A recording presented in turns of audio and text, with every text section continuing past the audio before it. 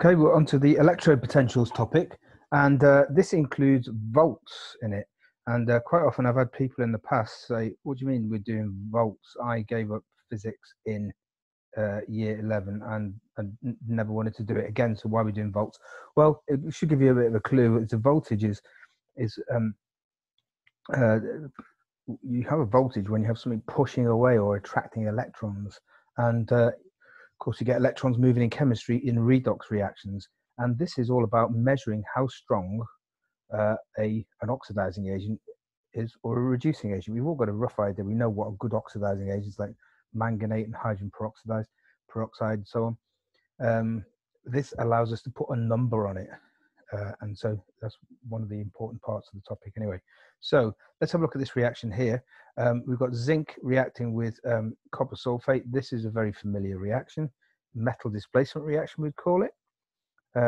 Doing that since lower school, you know.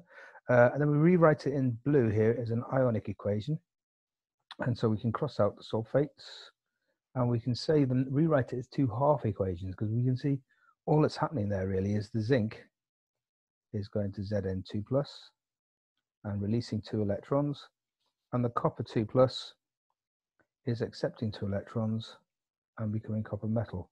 And of course those electrons are given from the zinc to the copper.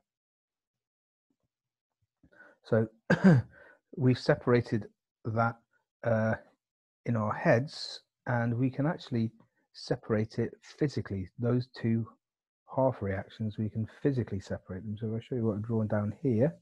Right, what we've got here on the left hand side, we've got a piece of zinc metal, and that's dipping in zinc sulfate solution.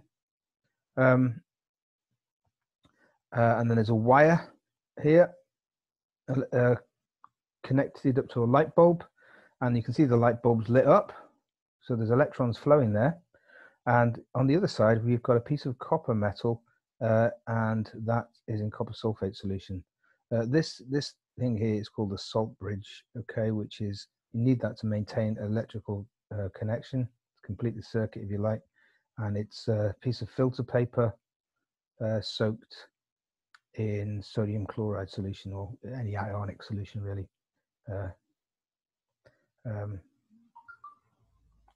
ACl. Okay, so right, let's try and see what's going on there then.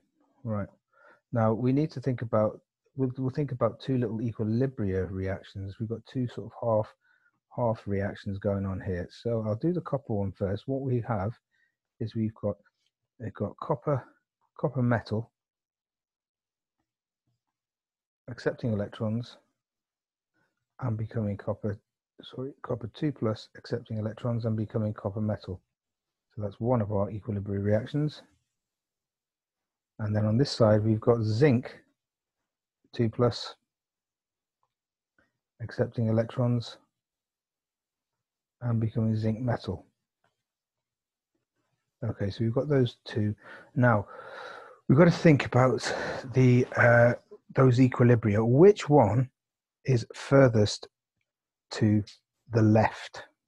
Okay, right, well, zinc is more reactive than copper, so that means zinc is better, it gives away electrons better. It's more willing to give away electrons than the copper is, and so this is the zinc one is to the left. So this reaction is going to be going that way, whereas the copper is more willing to accept electrons, so that one is going to be going this way. So that means if you think about the wires then, the zinc, where are those electrons going? I drew them in blue. The little electrons are going through the wires here. They're getting pushed, okay? And the copper is accepting them. Okay, that's what's happening there. And the light bulb lights up, and in this case we're getting the energy out as electrical energy, rather than if we did it in a test tube. The test tube would just get warm, it would be an exothermic reaction. So this is two main bits of this topic then. Is, well, one, it's useful for generating electric current, And secondly, it gives you which one is pushing away the electrons the best. Well, it's the zinc. So it enables us to say, right, the zinc, what kind of things push away electrons? Reducing agent. So Zn is the best reducing agent.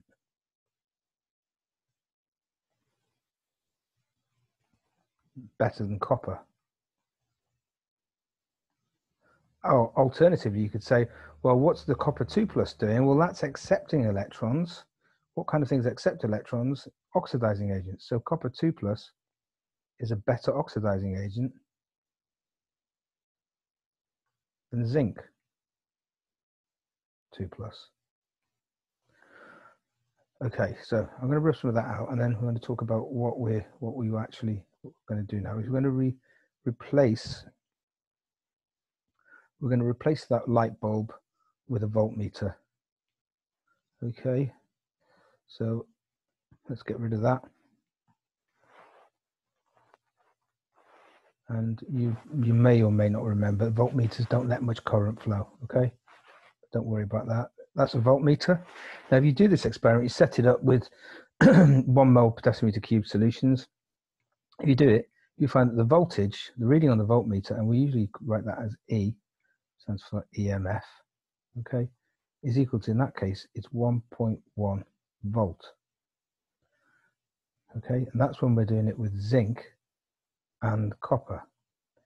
Right, let's now do, so let's do number one. Let's replace the copper with a less reactive metal. Let's do that with silver. Okay, silver's less reactive, and we'd obviously have to replace the solution there with silver nitrate or something instead of copper nitrate, copper sulfate.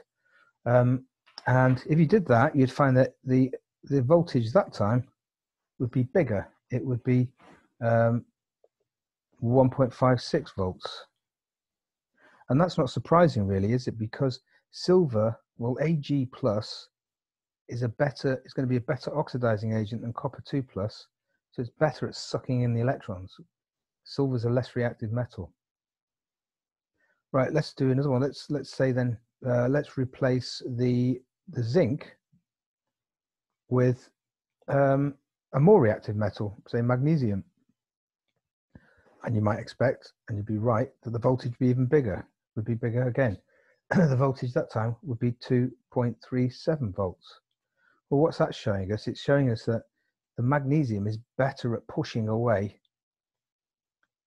or better at releasing electrons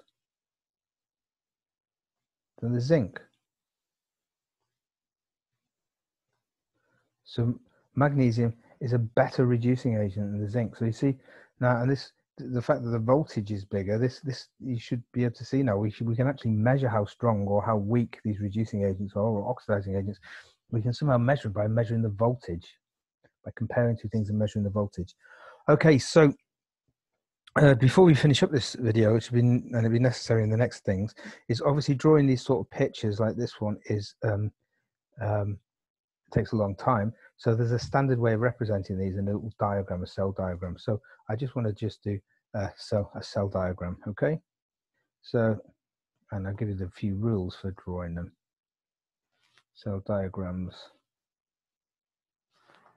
Right, this one, let's say the zinc and the copper one, we draw it like this. We do this, which is the salt bridge. Now you should put the positive on the left-hand side. That's one of the rules.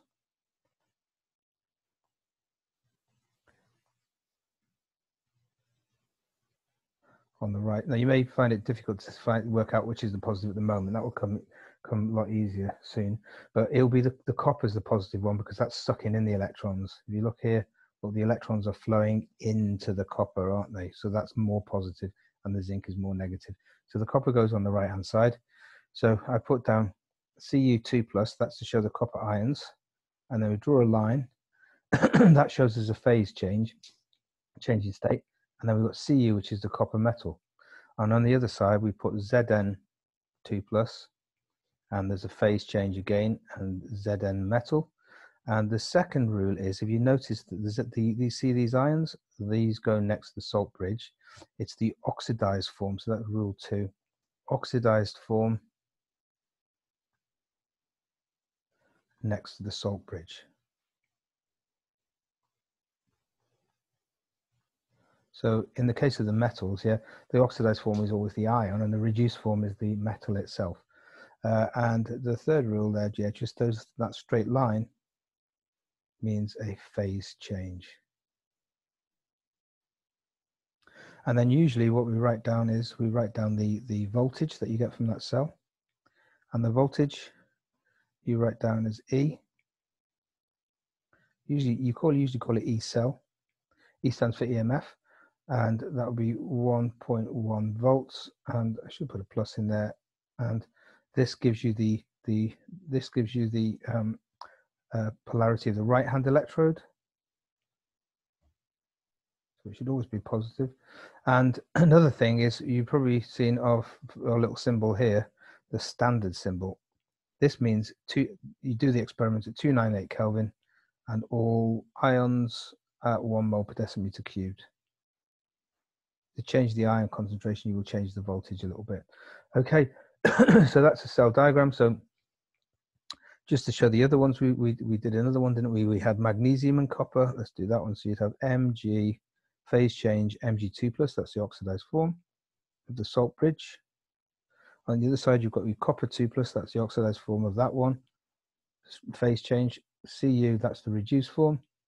And E cell for that one, that was 2.37 volts. And finally, let's do the copper and the silver one. Now, the copper isn't the positive one because copper is better. So the copper goes on the left, okay? Because copper is better at pushing away electrons from itself than silver is, because copper is a bit more reactive. So we have Ag, that's the oxidized form of silver. Line phase change, silver metal. E cell for that one, 1.56 volts. Okay. So hopefully you will, from this, you will have got that, yeah, you can split these. It's a particular redox reaction, isn't it? This metal displacement reaction. You can split it into two half equations in your head, and you can also split it into two half equations physically by separating them and connecting with a salt bridge. And electrons will flow from one electrode to another, and that will give you an indication of what species is the strongest oxidizing agent, what species is the strongest reducing agent. It will also enable us to measure a voltage, which